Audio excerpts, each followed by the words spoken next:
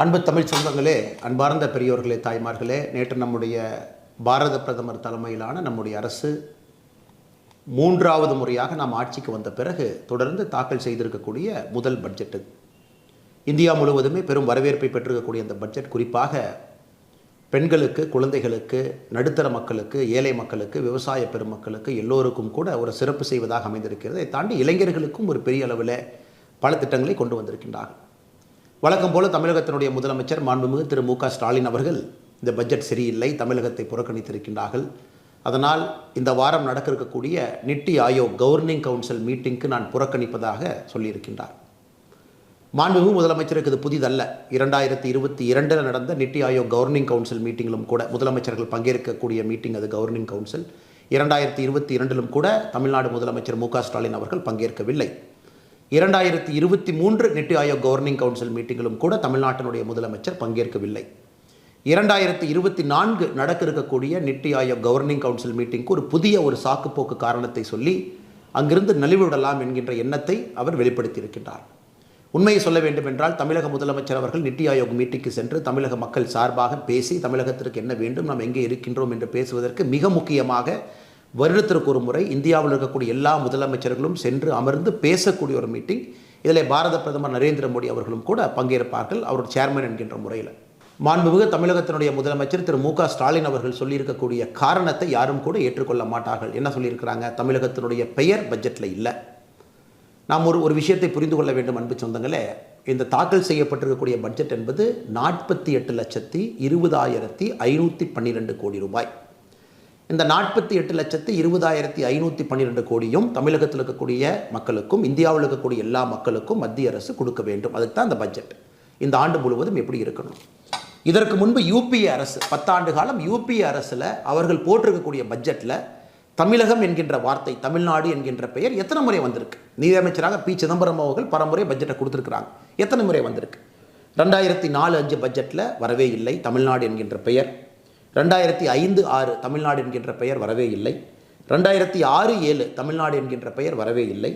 2007-08 54 கோடி ரூபாய் என்கின்ற மொத்த அடிப்படையில் 2 முறை தமிழகத்தினுடைய பெயர் இருந்துச்சு. 2008-09 ஒரு முறை தமிழகத்தினுடைய பெயர் 300 கோடி ரூபாய்க்கு இருந்துச்சு. 2009-10 தமிழகத்தினுடைய பெயர் இல்லை. 2010-11 ஒரு முறை தமிழ்நாடு என்கின்ற வார்த்தை இருந்துச்சு, 200 கோடி. 2011-12 இல்லை. 2012-13 இல்லை. ஸோ மொத்தமாக 13-14 ஒரு முறை 7,500 கோடி. மொத்தமாக 10 ஆண்டுகளில் தமிழகம் என்கின்ற பெயரை பயன்படுத்தி சிறப்பு நிதி அந்த திட்டத்திற்காக ஒதுக்கி இருப்பது 8,054 கோடி ரூபாய். யூபிஏவுடைய 10 ஆண்டு 2004 14. நாம் ஆட்சிக்கு வந்த பிறகு நம்முடைய வேறு பட்ஜெட்டில் தமிழகம் என்கின்ற வார்த்தையை 2014-15 பட்ஜெட்டில் 2 முறை பயன்படுத்தி இருக்கின்றோம், 129 கோடி. 2015-16 ஒரு முறை பயன்படுத்தி இருக்கின்றோம், 2021 கோடி. 2021-22 ஒரே நேரத்தில் தமிழகம் என்கின்ற பெயரை பயன்படுத்தி 1,03,000 கோடி ரூபாய், குறிப்பாக தமிழகத்தினுடைய சாலை விரிவாக்கத்திற்காக 1,03,000 கோடி. ஸோ இதுவரை நாம் தமிழகம் என்கின்ற வார்த்தையை பயன்படுத்தி 1,05,150 கோடி ரூபாய். ஸோ உண்மையை சொல்ல போனால் இந்த 48,20,152 கோடி ரூபாய் எல்லா மாநிலத்துக்கும் வரும். ஒரு பட்ஜெட்டில் எல்லா மாநிலத்தினுடைய பெயரையும் அவர்கள் சொல்வது கிடையாது. எல்லா மாநிலத்துக்கும் அது வரும். ஏதாவது ஒரு பெயர் மாநிலத்தினுடைய பெயரை ஒரு தமிழ்நாடு என்கின்ற பெயரை சொல்லியிருக்கக்கூடிய காலகட்டம் 2021-22 1,03,000 கோடியில் வேறு மாநிலத்தினுடைய பெயர் இருக்காது. ஆனால் இதையெல்லாம் ஒரு சாக்குப்போக்கு காரணமாக எடுத்துக்கொண்டு நான் நித்தி ஆயோக் கவர்னிங் கவுன்சில் மீட்டிற்கு செல்ல மாட்டேன் என்று முதலமைச்சர் சொல்வதை யாரும் கூட ஏற்றுக்கொள்ள மாட்டார். ஸோ இப்படி பேசக்கூடிய முதலமைச்சர் அவர்கள் யூபிஏ கூட்டணியில் இருந்த பொழுது தமிழகம் என்கின்ற பெயரை பயன்படுத்தி யூனியன் பட்ஜெட்டில் அதற்காக ஒதுக்கி இருப்பது 8,054 கோடி. ஆனால் இன்றைக்கி நம்முடைய ஆட்சியில் தமிழகம் என்கின்ற பெயரை பயன்படுத்தி 1,05,150 கோடி. இது இல்லாமல் 10,76,000 கோடி ரூபாய் கடந்த 10 ஆண்டுகள் இந்த பட்ஜெட் இல்லாமல் கடந்த 10 ஆண்டுகளில் தமிழகத்திற்கு வந்திருக்கக்கூடிய நிதி என்பது நமக்கு தெரியும், எல்லோருக்கும் தெரியும். அதனால் முதலமைச்சருடைய இந்த முதல் பொய்யை உங்களுக்கு தோலுரித்து காட்ட வேண்டும் என்று நாங்கள் விரும்புகின்றோம். தமிழகத்தை எப்பொழுதும் பாரத பிரதமர் நரேந்திர மோடி அவர்கள் புறக்கணிக்கவில்லை, புறக்கணிக்க போவதும் இல்லை. உதாரணத்துக்கு இந்த பட்ஜெட்டில் குஜராத் பேர் இல்லை, இந்த பட்ஜெட்டில் கர்நாடகாவினுடைய பேர் இல்லை, இந்த பட்ஜெட்டில் மகாராஷ்டிராவினுடைய பேர் இல்லை, இந்த பட்ஜெட்டில் பாரதிய ஜனதா கட்சி ஆளுகின்ற மாநிலத்தினுடைய பெயர் இல்லை. அதுக்கு என்ன காரணம்? அந்த மாநிலத்திற்கு செல்ல வேண்டிய நிதி இந்த 48,20,512 கோடி ரூபாயில் போயிடும். அதனால் 2 மாநிலத்தினுடைய பேரை மட்டும் சொல்லிட்டாங்க, எங்கள் மாநிலத்தினுடைய பேரை சொல்லலை, அதனால் எங்களுக்கு நிதி இல்லை என்று சொல்வதை எப்படி சொல்கிறதுங்க? கல்யாணத்துக்கு போயிட்டு சீப்படித்து ஒழிச்சு வச்சுட்டா கல்யாணம் நடக்காது என்று சொல்வதை போல தமிழகம் என்கின்ற பெயரை பட்ஜெட்டில் சொல்ல, அதனால் தமிழகத்திற்கு நிதி வராது என்கின்ற பொய்யை முதலமைச்சர் அவர்கள் சொல்லிக் கொண்டிருக்கின்றார். இதை தாண்டி தமிழகத்திற்கும் இந்தியாவிற்கும் இந்த பட்ஜெட்டை பொறுத்தவரை பல முக்கியமான சிறப்பம்சம் வாய்ந்த திட்டங்களை பிரதமர் அவர்கள் கொடுத்துருக்கிறாங்க. அதற்கு முன்பு நாம் ஒரு விஷயத்தை புரிஞ்சுக்கணுங்க. மத்திய அரசு மாநிலங்களுக்கு கொடுக்கக்கூடிய வரி பங்கீடு 2019-20 அந்த ஆண்டில் பார்த்தீங்கன்னா 11,45,000 கோடி ரூபாய், 11.45 lakh crore இருந்துச்சு. அவ்வளோ பணத்தை எல்லா மாநிலத்துக்கும் பிரித்து கொடுப்பாங்க. இந்த முறை 5 ஆண்டுகள் கழித்து, நம்முடைய ஆட்சியிலே 5 ஆண்டுகள் கழித்து இந்த பட்ஜெட்டில் மாநிலங்களுக்கான வரி பகிர்வு பார்த்தீங்கன்னா 23,49,000 கோடி. அப்படி பார்த்தீங்கன்னா கிட்டத்தட்ட நம்முடைய ஆட்சியில் 5 ஆண்டுகள்லேயே கிட்டத்தட்ட நாம் 2 மடங்குக்கு மேலே மாநிலங்களுக்கு கொடுக்கக்கூடிய வரி பங்கீடு அதிகப்படுத்தி இருக்கின்றோம். போன பட்ஜெட்டில் மாநிலங்களுக்கு கொடுக்கக்கூடிய வரி பங்கீடு என்பது 20,99,000 கோடி. இந்த பட்ஜெட்டில் 23,49,000 கோடி. இந்தியா வளர்கிறது என்பதற்கு சாட்சி. டாக்ஸ் கலெக்ஷன் நடக்குது, இந்தியா வளர்கிறது, பொருளாதாரம் மேம்படுகிறது, அரசுக்கு பணம் வருகிறது. அந்த பணத்தை பிரித்து மாநிலங்களுக்கு கொடுக்குறாங்க. 23,49,000 கோடி ரூபாய் மாநிலங்களுக்கு பிரித்து கொடுத்துருக்குறாங்க. அந்த பணம் வரும்.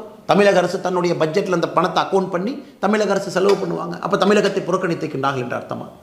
அதை தாண்டி அன்பு சொந்தங்களே, நமக்கு தெரியும் இன்னைக்கு பெண்கள் குழந்தைகள் இருவருக்கும் மையப்படுத்தி 3 லட்சம் கோடி ரூபாய், சுதந்திர இந்தியாவிற்கு பிறகு 3 லட்சம் கோடி ரூபாய் பெண்களுக்கும் குழந்தைகளும் மையப்படுத்தி எந்த பட்ஜெட்லையும் தமிழ்நாட்டில் இருக்கக்கூடிய நம்முடைய சகோதரிகளுக்கும் குழந்தைகளுக்கும் இதன் மூலமாக பணம் வரப்போகுது, சிறப்பு திட்டம் வரப்போகுது. இது எல்லோரும் அறிந்தது. இன்றைக்கி மிக முக்கியமாக அமைப்பு சார், அதாவது ஆர்கனைஸ்ட் எம்ப்ளாய்மெண்ட்டில் இன்றைக்கி புதிதாக வேலைக்கு செல்லக்கூடிய யார் வேலைக்கு சேர்றாங்களோ 1 மாத சம்பளத்தை மத்திய அரசு 3 இன்ஸ்டால்மெண்ட்டில் அந்த கம்பெனி கொடுக்குறாங்க, ஊக்குவிப்பதற்காக, வேலைவாய்ப்பை ஊக்குவிப்பதற்காக. இன்றைக்கி புதிதாக ஒருத்தர் படிக்கிறார், ஆர்ட்ஸோ இன்ஜினியரிங்கோ படிக்கிறாங்க, ஒரு கம்பெனியில் வேலைக்கு சேர்றாங்க, அந்த கம்பெனியில் இபிஎஃப் கட்டுறாங்க. 1 மாத சம்பளத்தை 1 லட்சம் ரூபாய் வரை, மேக்ஸிமம் 1 லட்சம் ரூபாய் வரை அவங்க சம்பளம் இருக்கலாம் அந்த கேட்டகரிக்குள்ளே. 1 மாத சம்பளத்தை மத்திய அரசு 3 இன்ஸ்டால்மெண்ட்டில் அந்த கம்பெனி கொடுக்குறாங்க தனியார் நிறுவனத்திற்கு. காரணம் வேலைவாய்ப்பை ஊக்குவிக்கணும். இன்னொரு இடத்துல பாருங்கள், அடுத்த 5 ஆண்டுகளில் 1 கோடி இளைஞர்களுக்கு ஸ்கில் இன்டர்ன்ஷிப், அவருடைய திறனை மேம்படுத்துவதற்காக இன்டர்ன்ஷிப், இந்தியாவில் இருக்கக்கூடிய 500 பெரிய நிறுவனத்தில் அவங்க 1 கோடி இளைஞர்கள் அடுத்த 5 ஆண்டுகளில் இன்டர்ன்ஷிப்புக்கு போகிறாங்க. முதல்ல 6,000 ரூபாய் கொடுக்குறாங்க, மாதம் இன்டர்ன்ஷிப்புக்கு 5,000 ரூபாய் கொடுக்குறாங்க. இதெல்லாம் எல்லோருக்கும் வரக்கூடியது. குறிப்பாக இளைஞர் மேம்பாட்டுக்காக கொண்டு வந்திருக்கக்கூடிய திட்டத்தை நம்ம பார்த்துருக்கின்றோம். இதெல்லாம் இந்த பட்ஜெட்டினுடைய மிக சிறப்பான ஒரு விஷயங்களாக நாம் பார்த்து கொண்டிருக்கின்றோம். அதை தாண்டி குறிப்பாக யார் வீடு இல்லையோ, நம்முடைய தேர்தல் அறிக்கையிலே சொல்லியிருக்கின்றோம், இந்த பட்ஜெட்லேயும் சொல்லியிருக்கின்றோம், கிராம பகுதியில் 3 கோடி வீடு, நகர்ப்பகுதியில் 1 கோடி வீடு, ஒரு வீடு 10 லட்சம் ரூபாய் பெறுமானதாக நகர்ப்பகுதியில் 1 கோடி வீடு நாம் கட்டி கொடுப்போம் என்கின்ற நகர்ப்புறத்தில் இருக்கக்கூடிய ஏழைகளுக்கான திட்டத்தை நம்முடைய பாரத பிரதமர் நரேந்திர மோடி அவர்கள் தலைமையிலான அரசு கொண்டு வந்திருக்காங்க. அதையும் நம்ம பார்க்குறோம். அதையெல்லாம் தாண்டி உள்கட்டமைப்பு 11,11,111 கோடி ரூபாய், சாலைகள், துறைமுகங்கள், நம் போக்குவரத்தை வேகப்படுத்துவதற்காக நாம் கட்டக்கூடிய எல்லா உள்கட்டமைப்புக்கும் கூட 11,11,111 கோடி ரூபாய் நாம் ஒதுக்கீடு செய்து காட்டியிருக்கின்றோம். அதை தாண்டி இன்றைக்கி சோலார் 1 கோடி வீடுகளுக்கு கிட்டத்தட்ட 300 யூனிட் இலவசம். அது எந்த அளவுக்கு இந்தியாவில் கரண்ட் பில் குறையும். அதுவும் தமிழகத்தில் பார்த்தீங்கன்னா 3 முறை கரண்ட் பில் ஏற்றி வச்சிருக்கிறாங்க. இதையெல்லாம் பிரதமர் அவர்கள் கொண்டு வந்துட்டு இருக்காங்க. தமிழகத்தில் சோலாரை உருவாக்குவதற்கு ஏதாச்சும் அவங்க பண்ணியிருக்கிறாங்களா? இந்த கேள்விக்கெல்லாம் முதலமைச்சர் அவர்கள் பதில் சொல்வதற்கு தயாராக இல்லை. மற்ற எல்லா விஷயத்தையும் அவங்க பேசுகிறாங்க. இன்றைக்கி சோலார் மின் திட்டம் விரிவாக்கத்திற்கு மட்டுமே 1,28,00,000 அப்ளிகேஷன் வந்திருக்குது பாருங்கள், 1 கோடி பேர் அந்த திட்டத்திற்கு. அதை தாண்டி முத்ரா கடன் திட்டம், குறிப்பாக தமிழகத்தை பொறுத்தவரை முத்ரா கடனிலே அதிகமாக பயன்பெறக்கூடிய ஒரு மாநிலம். 10 லட்சம் ரூபாயில் இருக்கக்கூடிய கடன் உச்சவரம்பு இன்றைக்கி 20 லட்சம் ரூபாய் கொண்டு போயிருக்கிறாங்க. இது எல்லோருக்கும் கூட மிக முக்கியமான ஒரு விஷயமாக நாம் பார்க்கின்றோம். அதெல்லாம் தாண்டி இன்றைக்கி புற்றுநோயாளிகள் பயன்பெறும் வகையில் அவங்க பயன்படுத்தக்கூடிய 3 முக்கியமான மருந்துகளுக்கு வரி விலக்கு இருக்குங்க. உள்நாட்டு உற்பத்தியை ஊக்குவிக்க மொபைல் ஃபோன் சார்ஜர் மீதான வரி 15% குறைச்சிருக்கிறாங்க. லித்தியம் கோபால்ட் 25 கனிமங்கள் மீதான வரியை குறைச்சிருக்கிறாங்க. தங்கம் வெள்ளி மீதான சுங்க வரி 6% குறைவு. இன்றைக்கே தங்கம் பார்த்தீங்கன்னா ரேட் 2,000 ரூபாய் மார்க்கெட்டில் குறைஞ்சிருக்கு.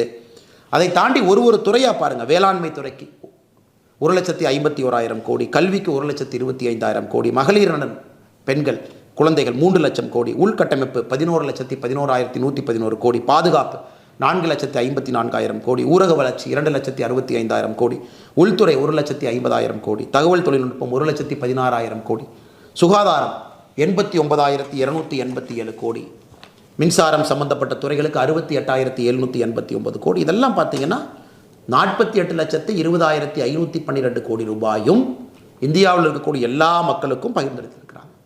அதனால் இவர்கள் சொல்லக்கூடியது முழு பொய்யை. இவங்க நித்தி ஆயோக் போகிறதுக்கு மனசு இல்லை. தமிழ்நாட்டுக்கு தேவையான விஷயங்களை பேசி கொண்டு வருவதற்கு முதலமைச்சரால் முடியாது. 2022 முதலமைச்சர் போல, 2023 போலிங்க, 24 போக மாட்டேன்னா என்ன அர்த்தங்க? வருடத்திற்கு ஒரு முறை இந்தியாவினுடைய எல்லா முதலமைச்சர்களும் பாரத பிரதமரோடு சந்திக்கக்கூடிய கவர்னர் கவுன்சில் மீட்டிங். அந்தந்த மாநிலத்தை பற்றி எல்லோருக்கும் பேசுவதற்கு உரிமை இருக்குது.